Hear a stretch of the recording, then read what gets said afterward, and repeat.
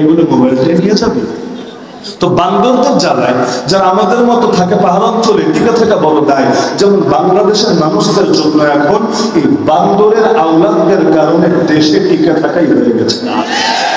এই তথাকথিত বান্দরের আন্ডা বাচ্চা নাতিপুতি যদি না থাকতো, আরে আলেম ওলামাকে নিজেদের কওমি মাদ্রাসার হাজারো সমস্যা এগুলো নিয়েই তো আলোচনা করে, এগুলো নিয়েই তো আমরা ফিকির করে করে শেষ করতে পারি না। এখন কলেজে কি পড়ায়, স্কুলে কি পড়ায়, আলিয়া মাদ্রাসায় কি পড়ায়, এগুলো নিয়ে ভাবার সময় কোথায়? কিন্তু তারপরও নিজের কাজ ফেলে অন্যের চরকায় তেল দিতে হচ্ছে শুধুমাত্র বান্দরের নাতিপুতির কারণে।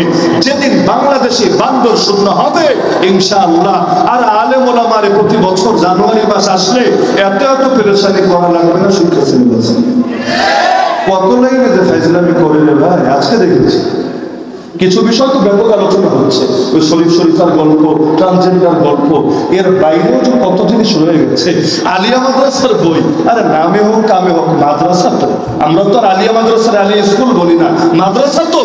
মাদ্রাসার বইও প্রচ্ছদের মধ্যে হারমোনিয়ামের ছবি, ঢোলের ছবি, তবলার ছবি, এমনকি খোলামেলা পোশাকের মেয়ের ছবি পর্যন্ত ঢুকিয়েছে। নাইনের ইতিহাস ও রাজনীতি বইয়ের মধ্যে এমন কাজটা করে ছেড়েছে যে একটা মানচিত্র দেখিয়েছে, মানচিত্রের মধ্যেও ইসরায়েল নামে দেশ ঠিকই রেখেছে, ফিলিস্তিন নামে কোনো দেশ রাখেই নাই, বরং ফিলিস্তিনকে পুরো ডিলিট করে দিয়েছে। বিশাল করে ইসরায়েল, পাশে ছোট্ট করে লেখা জেরুজালেম, আর এক কোণা দিয়ে ছোট করে লেখা গাম্বিয়া। লিখতে চেয়েছিল গাজা, কিন্তু গাজা না লিখে খেয়েছে কি আল্লাহ ভালো জানে, গাজার বদলে লিখেছে ওই আফ্রিকার দেশ গাম্বিয়া। এইটা আবার কোন ক্ষেতের মূলা, যেটা ইসরায়েলের মধ্যে অবস্থিত।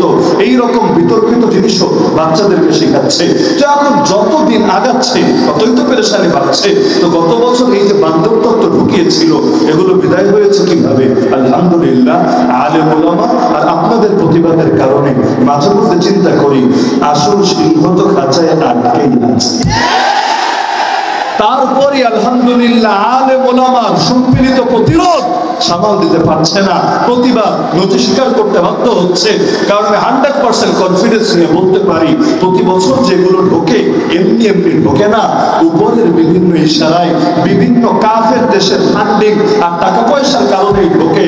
তো ঢোকে যেমন এক চাপে, বেরো হয় আর এক চাপে, আর চাপ দিয়ে চাপ কাটাতে হয়। তো গত বছর বাদ হয়েছে কিছু বিষয়, এই বছর যেগুলো ঢুকেছে এগুলো টিকবে না, বাদ হয়ে যাবে।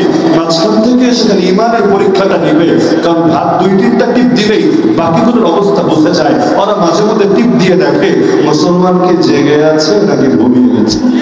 যেদিন দেখবে ঘুমিয়ে গেছে ওদিন আর টেনশন নাই, যতদিন দেখবে জেগে আছে। আর সিংহ বলে কথা, এক সিংহের হুঙ্কারে পুরো বনিত থরথর করে কাঁপে।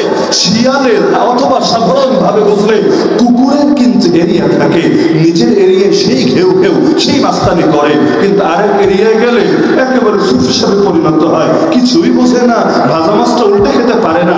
সিংহের কিন্তু এরিয়া লাগে না। আলহামদুলিল্লাহ সিংহ যেখানে যায় সেটাই তার রাজ্যে পরিণত হয়ে যায়। এই যে ময়দানের মুজাহিদদেরকে গালি দেয় না কাঠ মোল্লা বলে, গালি দেয় না কি দেয় না? নিয়মিত গালি দেয় কাঠ মোল্লা বলে। আমি চিন্তা করি, কাঠ মোল্লার ঠেঙ্গা দিয়ে খেয়েই তো তোমাদের কুল কিনারা করতে পারো না, স্টিল মোল্লা রড মোল্লা যদি ময়দানে না হয় অবস্থা কি হবে? বাস্তবতা তো এটাই। বলবেন স্টিল মোল্লা আবার কে? আল্লাহ খলিফা মাহদী আসবে না, আল্লাহ নবী ঈসা আসবে না, দুনিয়ার কোন বাতিলের ক্ষমতা আছে তাদেরকে ঠেকিয়ে রাখবে? প্রতিটা ঘরে ঘরে, শহরে নগরে, গ্রামে গ্রামে আল্লাহর কালিমা ঢুকবেই ঢুকবে। আর তোমরা একটা দুটো মসজিদ ভেঙে আনন্দ করতে পারো, কিন্তু আল্লাহ নবী জানিয়েছেন সেদিন বেশি দূরে না যেদিন কেউ তোমাদেরকে আশ্রয় দেবে না। পাহাড়ের পেছনে লুকাও, গর্তের পেছনে লুকাও, পাথরের পেছনে লুকাও, গাছের পেছনে লুকাও, সবাই ডেকে ডেকে তোমাদেরকে ধরিয়ে দেবে, কারণ তোমাদের দিন ধরিয়ে আসবেই আসবে।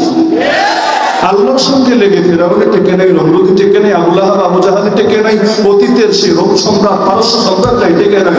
এখনকার দুনিয়ার ছোট ছোট বাতিল গুলো কিভাবে টিকবে? এমনকি হাদিসে আছে ইয়াজুজ মাজুজ। ইয়াজুজ মাজুজ চেনেন তো নাকি? কি ময়মনসিংহের দুই ভাইয়ের নাম না? ইয়াজুজ মাজুজ এক ফিতনার নাম, যে দাজ্জালের পরে কিয়ামতের আগে আসবে। ইয়াজুজ মাজুজ তো সংখ্যা এত বেশি, ইয়ামুজু বাবুহুম ফি বাব, একদল আরেক দলের মধ্যে এমন ভাবে ঢুকবে, আশ্রে পড়বে, যেভাবে ঢেউ একটার উপর আরেকটা আশ্রে রাত্রে পড়ে, সংখ্যা এত বেশি, প্রথম দল গিয়ে সাগরে মুখ দিবে, পানি খেয়ে এমন ভাবে শেষ করবে, দ্বিতীয় দল এসে ভাববে এখানে কোনোদিন মনে হয় পানি ছিলই না।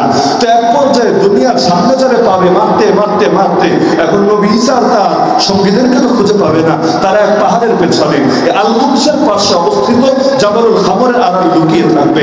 এখন এসে না পেয়ে তাদের ধারণা হবে দুনিয়ার সবাইরে মেরে শেষ করে দিয়েছি, এখন একজন আরেকজনকে বলবে চল হালুম মাফাল নাফতুল মানফিস সামা, দুনিয়ার সবাইরে তো মেরেছি, আসমানওয়ালাদের রেখে কি লাভ, আয় তাদেরকেও মেরে ফেলি।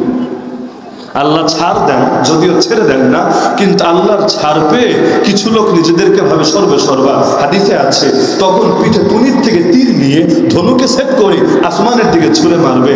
এখন আল্লাহ ছাড় হিসাবে ফেরেশতা দিয়ে সবগুলো তীরের আগায় রক্ত আর গোশত লাগিয়ে ফেরত পাঠাবে।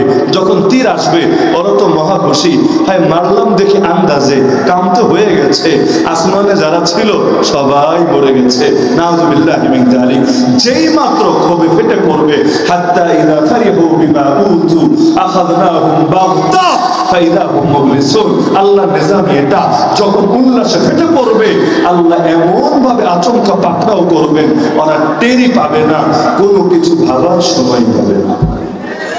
মুসলমানদের লগে সব ইস্যুতে রাখতে হয়, কিছু কিছু জিনিস ইমানের প্রশ্ন, আকীদার প্রশ্ন, এখানে মুসলমান কখনো আপোষ করে না।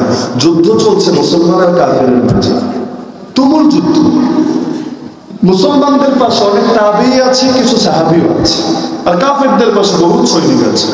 এখন যুদ্ধের এক পর্যায়ে এক কাফের আল্লাহ নবীর নিয়ে গালিগালাজ করতে লাগলো মুসলমানদেরকে রাগানোর জন্য। কারণ রেগে গেলেন তো হেরে গেলেন, রেগে গেলে লোকে এমন কিছু করে ফেলে যার কারণে পরবর্তীতে তারা পস্তানো লাগে। আর মুসলমানদের রাগানোর জন্য ওদের কাছে সবচেয়ে বড় টেকনিক হলো তাদের মহাব্বত, তাদের ঈমানের মূল উৎস নবীর উপর আঘাত করা। এখন গালি দিল, এক সাহাবী সঙ্গে সঙ্গে চিৎকার করে উঠলো, আয় রমজান যোদ্ধা, আল্লাহর নবীকে নিয়ে বাজে বকিস না, মুসলমান কিছুতেই সয়ে যাবে না। তো বাংলায় বলে না চোরা না শোনে ধর্মের কাহিনী। এখন ধর্মীয় সভায় চুরি হয় না, কারা চুরি করে? হয়তো এতকাল তারা লম্বা সময় বসে বসে বয়ানটা শোনা লেগেছে, কারণ আসমান থেকে নাজিল হয়ে তো চুরি করা যায় না। আশপাশে বসে মনোযোগ দিয়ে দেখে তার পকেটে কি আছে, যাওয়ার সময় আস্তে করে জিনিসটা নাই করে দেয়। তো যত বড় হুজুর এসে নসিহত করুক না কেন, সবাই নসিহত শুনলো, চোরারা কি আর নসিহত শুনবে? শুনবে না। তো সেই সাহাবী বললেন, কথা কানেই নিল না, গালিগালাজ করতে লাগলো।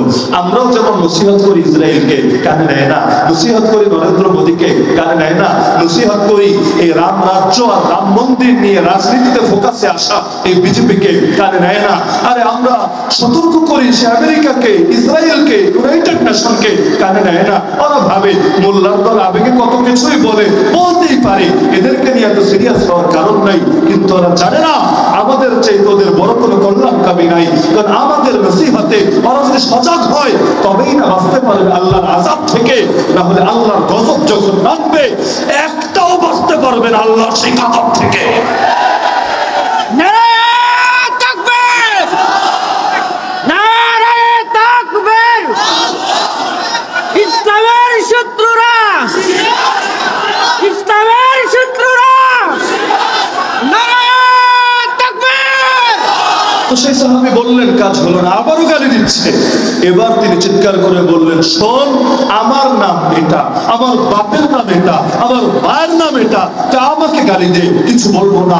আমার বাপকে গালি দে, কিছু বলবো না। আমার মা তুলে গালি দে, তাও কিছু বলবো না। তবে খবরদার, আল্লাহ নবীকে গালি দিলে আমি আর সয়ে নেব না।